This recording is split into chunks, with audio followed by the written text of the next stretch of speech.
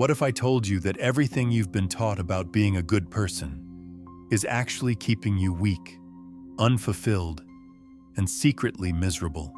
What if the parts of yourself you're most ashamed of, your anger, your selfishness, your dark thoughts, are actually the keys to becoming whole, powerful, and genuinely confident? Carl Jung, the revolutionary psychiatrist who influenced everyone from Einstein to the creators of Star Wars, discovered something that will completely change how you see yourself. He found that your shadow, all those traits you hide and deny, isn't your enemy. It's your greatest untapped source of energy, creativity, and authentic power. In the next 30 minutes, I'm going to show you Jung's shadow work process that transformed my own life and the lives of thousands of my viewers. You'll discover why embracing your darkness is the only path to genuine light. And I'll give you a practical framework you can start using tonight to befriend the most powerful parts of yourself. Picture this. It's 1907, and a young psychiatrist named Carl Jung is working with patients in a Swiss mental hospital. He's watching people who seem perfectly normal on the surface, yet they're tormented by depression, anxiety, and a deep sense that something is fundamentally wrong with their lives. But Jung noticed something that his mentor Freud missed. These patients weren't sick because of what they were doing. They were sick because of what they were not doing. They were suffering because they had rejected, buried, and denied essential parts of themselves. Jung realized that every human being has what he called a shadow, a collection of all the traits, impulses, and aspects of personality that we've been taught are unacceptable. Your anger when someone disrespects you, your desire for recognition and power, your sexual thoughts, your selfishness, your capacity for manipulation, your dark humor, your rebellious streak. Most people spend their entire lives running from these aspects of themselves, trying to be good and acceptable. But Jung discovered something revolutionary. The energy you spend suppressing your shadow is the same energy you need for creativity, passion, leadership, and authentic confidence. Here's what's really happening when you deny your shadow. You're not actually getting rid of these traits. You're just making them unconscious. And when they're unconscious, they control you in ways you don't even realize. Let me show you how shadow denial is secretly destroying your life, even if you think you're a good person. First, it creates what Jung called projection. When you can't accept your own capacity for anger, you become hypersensitive to anger in others. When you deny your own selfishness, you constantly judge others for being selfish. You literally see your own rejected traits everywhere around you, creating conflict and drama that doesn't need to exist. I used to pride myself on being a nice guy. I never got angry, never stood up for myself, always put others first. But I was constantly frustrated with selfish people around me. I couldn't understand why everyone else seemed so self-centered. It took me years to realize that I was projecting my own denied selfishness onto everyone else. The very trait I couldn't accept in myself was what I was constantly fighting in the world. Second, shadow denial creates what Jung called compensation. When you suppress one aspect of your personality, it doesn't disappear. It goes underground and expresses itself in distorted ways. The person who prides themselves on never being angry often becomes passive-aggressive. The person who denies their sexuality becomes either repressed or secretly obsessed. The person who rejects their power drive becomes manipulative in subtle ways. Third, and this is the big one, shadow denial robs you of your life force. Think about it. If you're spending enormous amounts of energy suppressing parts of yourself, that's energy you can't use for creating, loving, achieving, or enjoying life.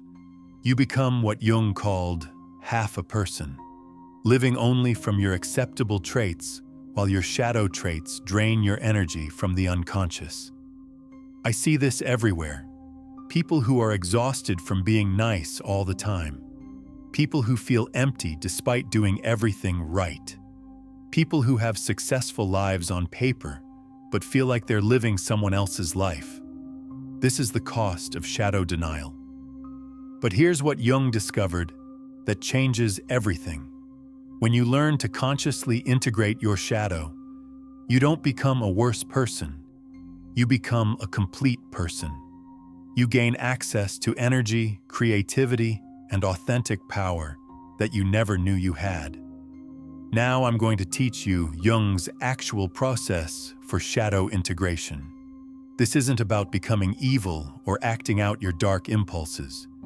This is about becoming conscious of them so they can serve you instead of sabotaging you. Step 1. Shadow recognition. The first step is learning to recognize your shadow. Jung said the shadow appears in 3 main ways: your triggers and judgments. Pay attention to what bothers you most about other people. The traits that make you angry, disgusted, or judgmental are often your own shadow traits that you can't accept. If someone's arrogance really gets under your skin, there's probably a part of you that wants to be more confident and assertive, but you've labeled it as arrogance. Your slips and mistakes. Notice when you act in ways that surprise you. When you say something sarcastic when you're usually nice. When you feel jealous when you pride yourself on being supportive. When you have a power fantasy when you usually think of yourself as humble. These aren't character flaws. They're shadow traits trying to surface. Your fascinations and attractions. What kind of people do you find mysteriously attractive, even if you wouldn't want to be like them? What characters in movies or books do you find compelling? Often, we're drawn to people who express our own shadow traits freely. Step 2. Shadow dialogue. Once you've identified a shadow trait, the next step is to have a conversation with it. This sounds weird, but it's incredibly powerful. Jung called this active imagination. Here's how it works. Instead of trying to get rid of the shadow trait, you acknowledge it and ask what it wants. If you've identified anger as a shadow trait, you don't try to eliminate your anger. You ask your anger, what are you trying to protect? What boundary has been crossed? What do you need me to understand? When I first did this with my own anger, I was shocked by what I discovered. My anger wasn't destructive.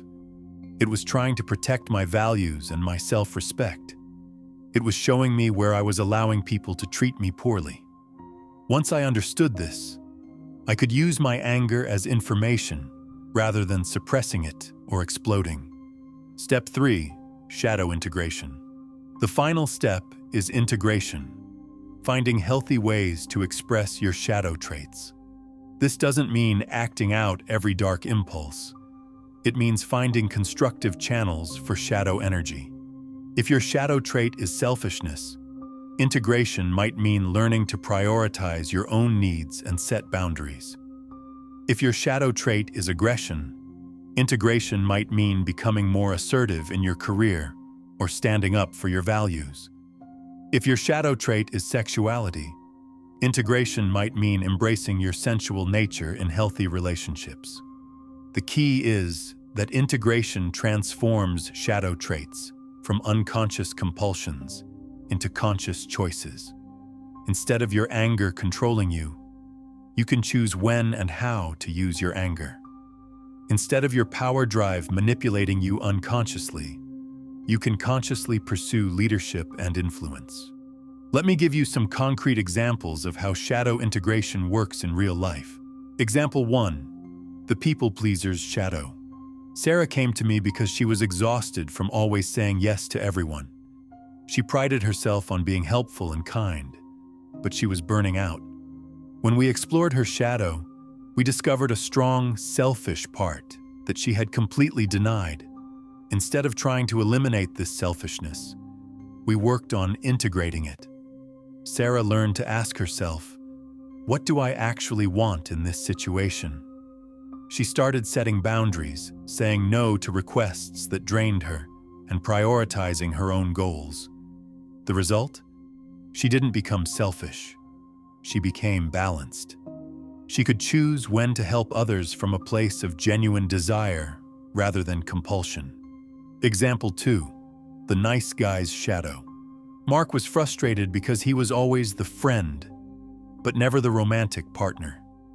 He was kind, supportive, and respectful, but women weren't attracted to him. When we explored his shadow, we found a powerful, confident, even slightly dangerous part that he had completely suppressed because he thought it was toxic masculinity. Through shadow work, Mark learned to integrate his assertiveness and edge. He started expressing his opinions more directly, taking up more space in conversations, and showing his competitive side. He didn't become an aggressive jerk. He became an attractive man who was both kind and powerful. Example 3. The perfectionist's shadow. Lisa was a high achiever who was paralyzed by perfectionism. She couldn't start projects because she was afraid they wouldn't be perfect. When we explored her shadow, we discovered a rebellious, chaotic part that just wanted to create freely without judgment. Lisa learned to integrate this shadow by giving herself permission to make bad art, to experiment, to fail. She started a creative project where the goal was specifically to make something imperfect every day. This didn't make her sloppy. It made her productive. She could access her perfectionist drive when it served her and her rebellious creativity when she needed to innovate. The pattern you need to see. In every case, shadow integration didn't make these people worse. It made them more complete, more powerful, and more authentically themselves.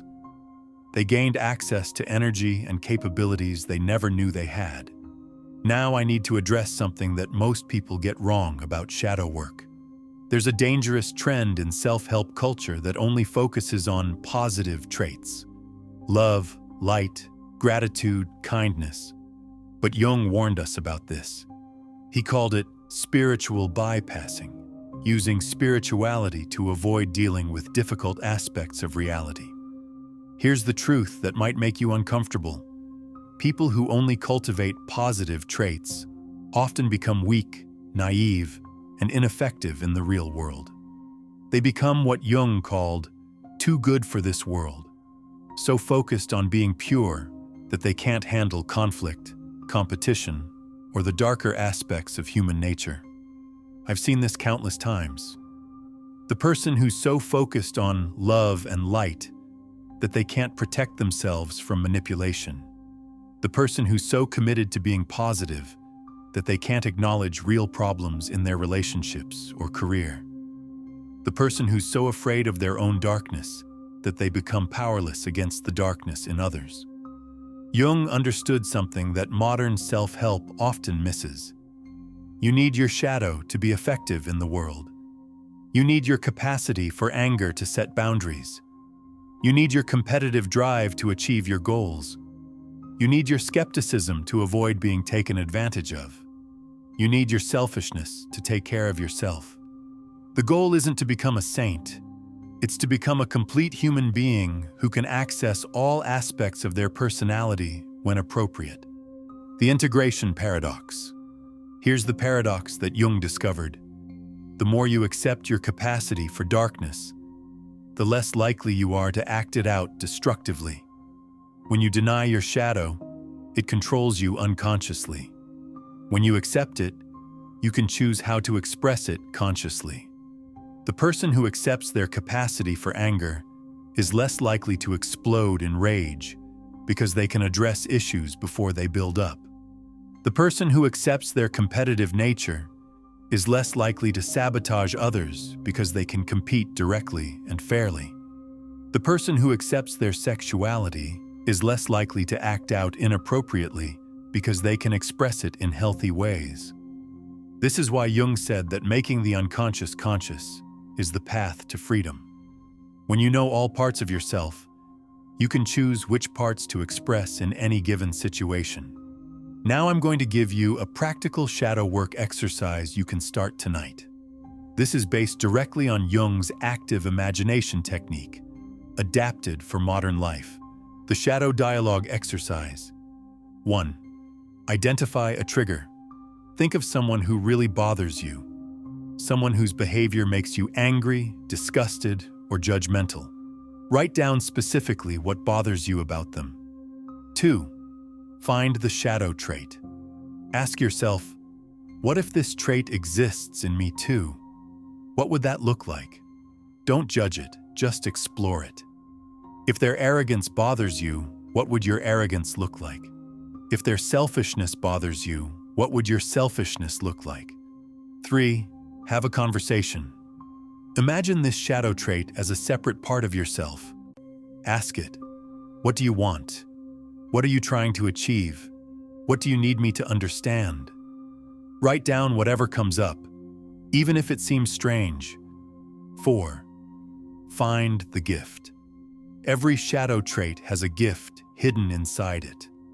Arrogance might contain confidence.